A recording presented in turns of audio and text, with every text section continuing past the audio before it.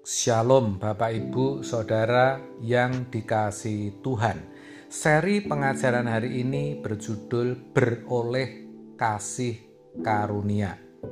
Salah satu pemahaman dalam iman Kristen yang kurang tepat adalah ketika orang memahami bahwa ketika seseorang mendapat kasih karunia Allah, hidupnya jadi aman, nyaman, dan diberkati Tuhan. Padahal kisah-kisah orang yang beroleh kasih karunia Allah yang dicatat dalam Alkitab, hidupnya justru jadi tidak aman, tidak nyaman, bahkan menjadi tidak wajar. Salah satu contohnya adalah Nuh. Kejadian 6 ayat 8 menuliskan, tetapi Nuh mendapat kasih karunia di mata Tuhan. Kalau kita baca kisahnya, ternyata kasih karunia yang Allah berikan itu menuntut satu konsekuensi, di mana Nuh harus membuat bahtera. Bahtera, saudara. Ini jangan saudara bayangkan seperti perahu atau kapal biasa. Ukuran yang Allah minta 300 hasta panjangnya, lebar 50 hasta, tinggi 30 hasta. 1 hasta itu 0,45 meter. Jadi panjangnya kira-kira 135 meter, lebar 22,5 meter, dan tinggi 13,5 meter. Kala itu bisa dikatakan kapal yang cukup besar. Nuh bukan nelayan dan tidak punya keterampilan membuat bahtera.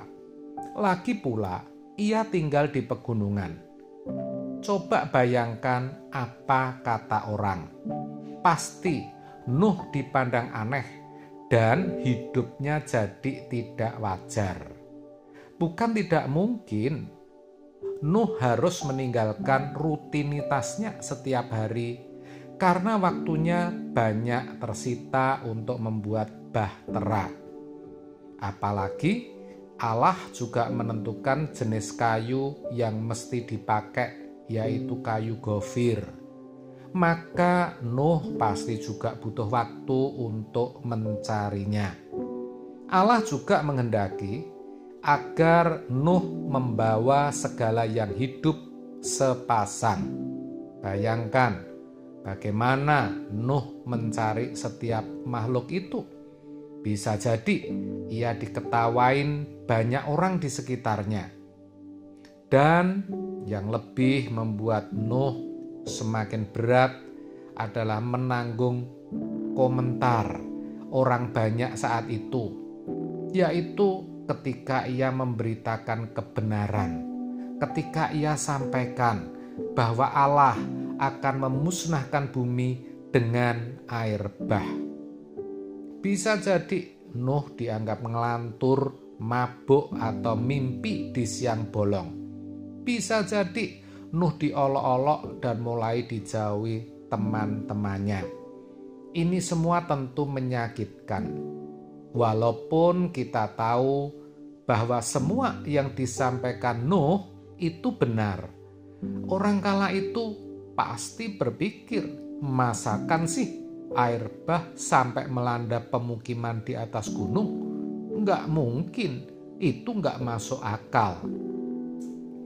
Kalau boleh saya simpulkan, Nuh bisa jadi saat itu stres berat, tertekan, dan merasa sendirian. Tapi hebatnya Nuh, dia memilih untuk taat melakukan kehendak Tuhan, walaupun dia harus melawan arus dan menanggung hinaan dan cercaan. Dikatakan dalam Kejadian 6 ayat 22, lalu Nuh melakukan semuanya itu tepat seperti yang diperintahkan Allah kepadanya. Demikianlah dilakukannya.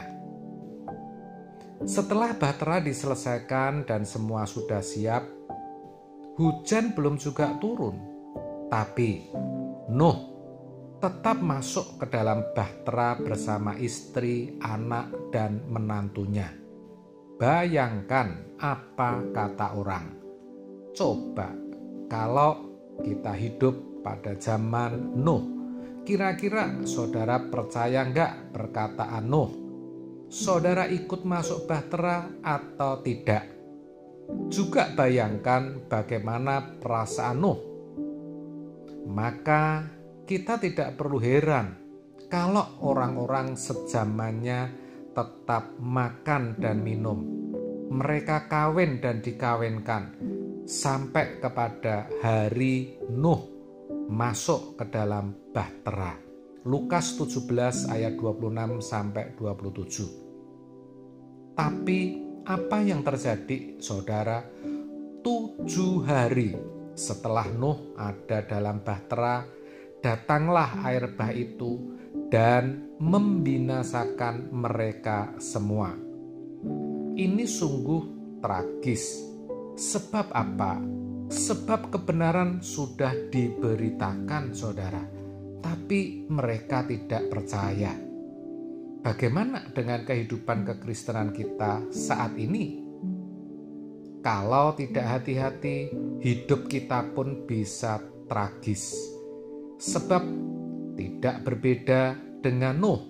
Sejatinya kita juga termasuk orang-orang yang beroleh kasih karunia. Pertanyaannya, sadar enggak kalau di balik kasih karunia yang kita terima ada kehendak Allah yang harus kita lakukan. Kehendak Allah yang juga membuat hidup kita menjadi tidak nyaman dan tidak wajar. Kalau Nuh diminta membuat bahtera keselamatan dan masuk ke dalamnya, kita pun diminta untuk mengerjakan keselamatan itu. Filipi 2 ayat 12. Itu artinya kita sebagai orang Kristen tidak boleh hidup dalam pasivitas dengan tidak melakukan apapun juga. Tetapi kita harus mengisi keselamatan itu dengan melakukan apa yang menjadi kehendak Bapa. Kehendak Bapa itu bukan kehendak kita. Kehendak Bapa itu melawan arus, hidup dalam ketidakwajaran. Ibarat diolok-olok, direndahkan, dicaci, dianiaya, difitnah, ditekan, dikianati begitu rupa, kita tidak boleh membalas. Kalau dunia mengajarkan agar bisa beroleh sebanyak-banyaknya, kita malah diajarkan agar melepaskan segala sesuatu yang ada pada kita.